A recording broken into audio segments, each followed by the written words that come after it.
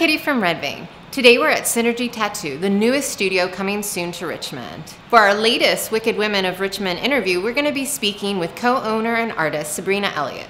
Joining me will be Lauren from Mouthy Broadcast.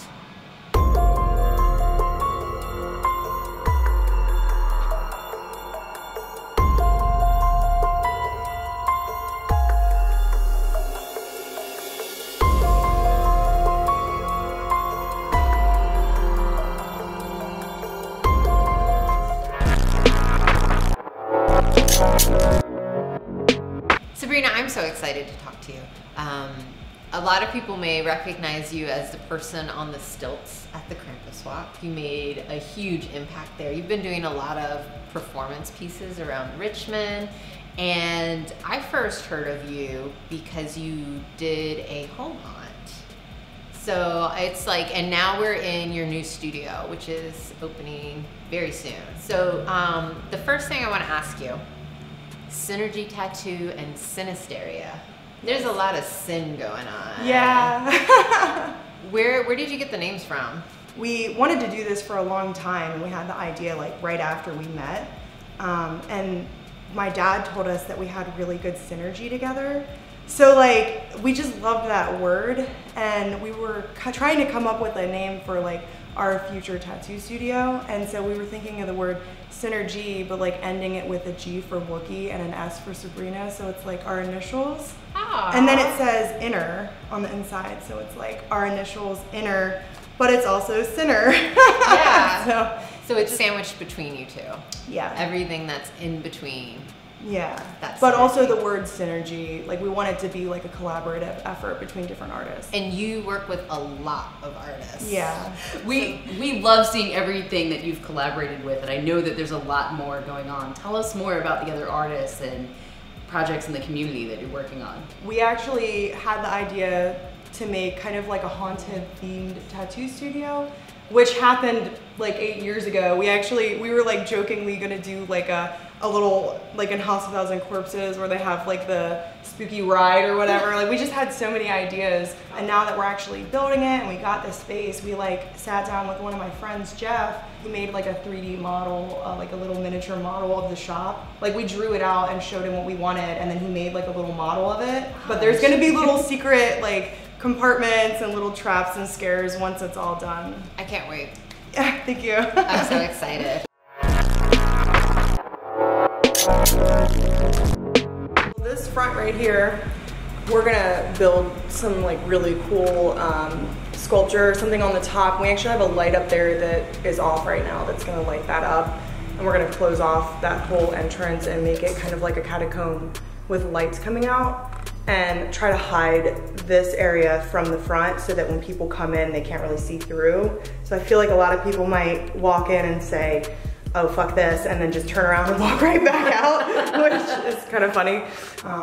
So they're all real human skulls? These three are real. This one, I probably shouldn't say that it's not, but it's not. Well, these three are real. Yeah, these three are real, yeah. So this needs more inside of it, but this whole structure is gonna go up higher once we start building onto it.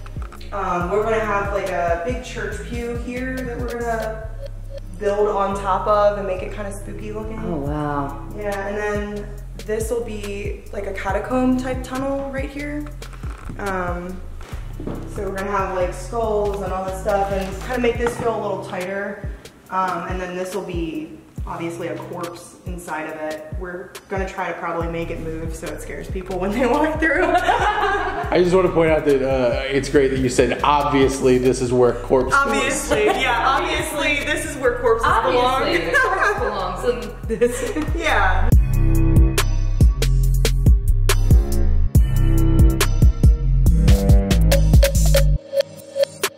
So we're gonna distress this, stain it a little darker, and we're gonna have like moss on it and probably like little sculptures in here and stuff. And eventually, once we get all the walls the way we want, we're gonna make it look abandoned. So it's got like vines growing all the way across like that side over, which I think will look really cool. So we'll have vines growing up on here.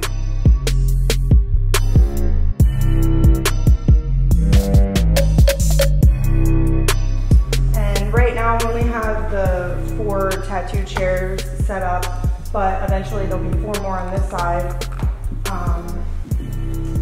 which we're probably gonna get soon. So all of this is just, we're still setting up. So that'll be in the front. He's probably gonna go in the window.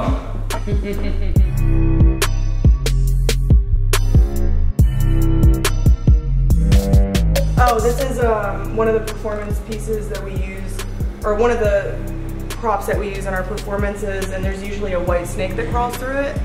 So it looks really beautiful when there's a snake like going in and out of the ribs and kind of moving around on the horns. We actually had somebody make that for us. So some of our friends made it and we use it in our performances. He's kind of just like our big dumb monster that's in our performances and stuff. But he's like the sniffleupagus of your home. Yeah.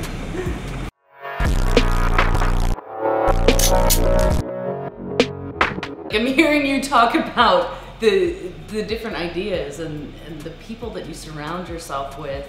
How have you spread further into the community? So that was more of like our performance art group. That really started getting us out there more, and it started with a performance we did at PLF. My friend Parker asked us if we wanted to just come out to a song and just do something, and I was like, yeah, sure, we can do that. So we sat down and started brainstorming and came up with the PLF performance and had a bunch of our friends helping us with that. And I feel like after that performance, we started having a lot more people that were like, I want to be part of what you guys are doing. This is really cool. And so now we got a lot of new things that we're working on that we're pretty excited about. I saw the video of the PLF performance and I was just absolutely blown away. Thank you. Like, I've never seen anything like that, Thank especially done by like a homegrown grassroots organization like you. Like, you know, like you'd expect to see that on a stage, like almost like a Cirque level. Thank you. Type. And I can't wait to see it in person. Like, I know that you did one last year at the Witches Market, and I'm like, I missed this live. Like, that's so that was a lot infuriating. different. Yeah. Yeah, it was a lot different. It was really beautiful, and we have some clips that we're gonna start posting of it, but I don't want to give away the whole performance because we do want to do it again. Yeah. So you're not just a performance artist. You work in other mediums as well. Tattoo, for instance. How would you describe your style? My style has kind of come full circle. When I used to draw, I used to use like just like mechanical pencils, and I used to draw everything like really small and kind of like just spooky and just like little detailed things. And then when I started my apprenticeship, my mentor told me that I needed to relearn how to draw to make it tattooable. And then over the years, I've actually like started tattooing the way I used to draw, which feels really natural to me, but I didn't know that that was even possible when I first started tattooing.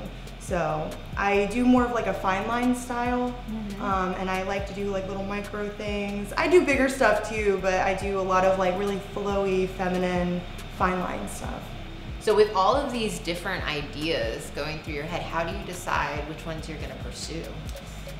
Actually, I feel like I have way too many things going on. My husband and I make lists, and we're just like, okay, what's the most important? And we just start crossing things off, and we're like, okay, these are what we're gonna focus on now. Like, we actually spin poi, and that was something we like got so involved in. Probably like 5 years ago, we were just nonstop doing that on our days off, and then it was getting to the point where we were like not drawing for tattoos because we were just spinning poi all day. Yeah, it got kind of crazy, so we made a list and we were like, okay, we need to stop spinning poi. Whenever we do something at the haunt, we have a giant whiteboard where we list every single thing we want to accomplish. And sometimes I'll do like sublines because I'm like, well, that doesn't really include all of the details to get to that point. Yeah. And you need to cross off all of those things so you feel like you actually accomplished something. I want to know more about Sinisteria, your haunt that you and your husband created. What was your first year operating Sinisteria? Well, when I was a kid, my mom used to do like haunted stuff in our backyard, and my dad would take us around on like a lawnmower and like the back, like where you put like stuff on the back of it, you know, he would drive up me and my friends around and like tell us ghost stories. And then when I was a teenager, like haunted houses were my favorite thing to do. And then I got involved in like freak shows, sideshows, things like that, and that's where I learned to walk on stilts. And a lot of the performance stuff that I did came from working with the freak show that I was part of. when we moved here, we were kind of waiting to have a space where we could do like a little haunt for people just for fun. Last year, because we were opening the shop, we were just like, we don't have time for this. So that's when Parker asked us if we would do the performance, and we're like, yeah, we don't have anything going on right now. And I feel like that really like re-sparked all the like, you know, performance art that I did before. It was like, oh, this is what I have been missing. I love that you're drawn to the performance art, and part of me feels like, you know, that you're an artist in all kinds of ways. I feel like your life just exemplifies being an artist. Thank you. But I wonder if tattooing and seeing your piece as part of a living thing, do you feel like that's a form of performance art? I wouldn't say it's performance art. It's like the opposite. It's the opposite. It's like when I'm tattooing, I have to be in this position for 5 hours and work on like these little tiny things, and my eyes, if I don't take breaks, they vibrate like after a while. Like it's, you know, just like all that like hyper focusing.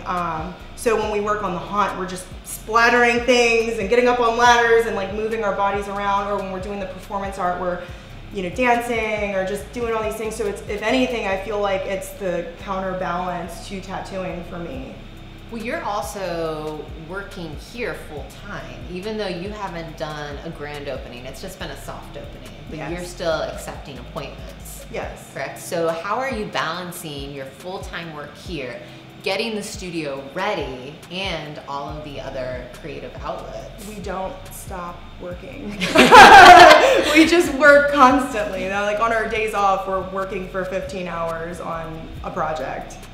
So why do you think it's important to recognize women in the horror community? In Sinisteria, we have majority women, and a lot of them are people who I feel like have almost found their voice a little bit more through doing the performance art. The PLF performance had more meaning in it than what people realize. It was actually not just a performance, it was also having some sort of like secretive hidden meaning to it. So in that performance, we actually take our friend out of the audience, and people thought we were gonna hurt her, but we actually like transformed her. And we're also like uplifting, you know? Mm-hmm. We wanted her to look kind of scared and shy, and then when we brought her out and made her puke all the blackouts, she just looked very empowered and strong. So that's kind of what we were trying to get across. Releasing your inner demons. Yeah. Yeah. All that negative energy was let out, and then she was powerful. That's gorgeous. Yeah, thank you.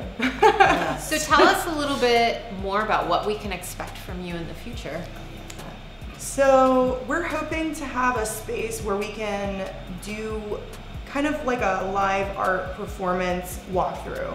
So it would be a haunted house, but it would still be more of like a deeper meaning and kind of like a story that some people might not get. Almost like a live art gallery. That's kind of like our idea. Just seeing everything you've created so far, I'm really I'm just thrilled to see where it's going. Thank you. Even this place, I know it's not complete yet. Your walls are unfinished, but it already has this essence of you in it. You can already see where it's going and the feel it's going to have, and I think it's going to be incredible. And I think Richmond's lucky to have it. Thank you. Same for you guys, though. You guys do so much in the community too. So I love working with you guys. I think it's awesome.